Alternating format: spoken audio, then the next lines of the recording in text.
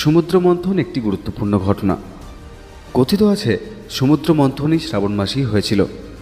সমুদ্র মন্থনে অন্থিত হলাহল বীজ থেকে পৃথিবীকে রক্ষা করার জন্য মহাদেব স্বয়ং সেই বিষকে নিজ কণ্ঠে ধারণ করেছিলেন, আর তার প্রভাবে মহাদেবের কণ্ঠ হয়ে ওঠে নীল, অনেক মহত্বপূর্ণ। আবার অনেকে বলেন এই শ্রাবণ মাসেই শিব মর্তে শ্বশুর বাড়িতে আসেন, যেখানে তাকে অত্যন্ত ভক্তি ও ভালোবাসার সাথে আপ্যায়ন করা হয়ে থাকে ও তাকে সন্তুষ্টি করার জন্য অনেক চেষ্টা করা হয়। তাকে পঞ্চামৃত অর্থাৎ দুধ, ঘি, মধু, দই ও কুশোদক দ্বারা অভিষেক করা হয়ে থাকে।